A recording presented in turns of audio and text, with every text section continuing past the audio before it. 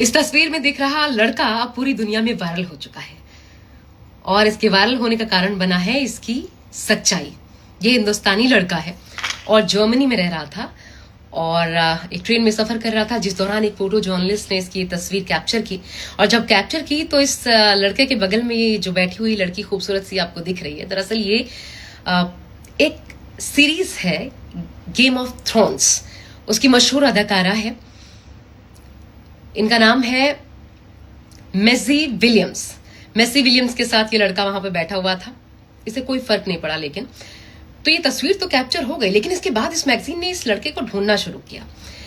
और जब ये लड़का मिला तो जर्नलिस्ट ने पूछा इससे कि आपको पता है कि आप जिस लड़की के बगल में बैठे हुए थे वो एक मशहूर अदाकारा है जिसके लाखों दीवाने हैं और एक सेल्फी लेने के लिए जो तरसते हैं इनके साथ, लेकिन आप उनके बगल में बैठे हुए थे इतनी देर तक और आपको कोई फर्क नहीं पड़ा, आपने कुछ रिएक्ट नहीं किया, क्यों?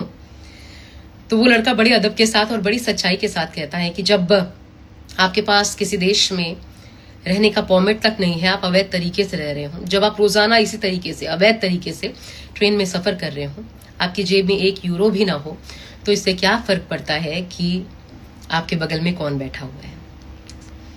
ये बात इतनी दिल को छू गई उस मैगजीन के एडिटर को कि फिर उन्होंने इस लड़के को 800 यूरो की जॉब ऑफर कर दी बतौर पोस्टमैन। और जो लड़का एक दिन पहले तक अवैध तरीके से रह रहा था देश में, वो वैध तरीके से रहने के लायक बन गया जर्मनी में। उसको जॉब मिल गई, वर्क परमिट मिल गया। सोचिए, मतलब आपकी सच्चाई आपको कितना खास बना देती है। और इस लड़के ने न सिर्फ ये वायरल हुआ है बल्कि हिंदुस्तान का भी अपने साथ साथ मान बढ़ा दिया है। ये हिंदुस्तान में बिहार का रहने वाला लड़का है और इसकी स्थिति देखकर, इसका चेहरा हाव भाव देखकर आप अंदाजा लगा सकते हैं किस स्थिति में रह रहा होगा, इस पर क्या बीत रही होगी। लेकिन इसकी सच्चाई ने इसे कहां से कहां पहुंचा दिया, पूरी दुनिया में वायरल कर दिया।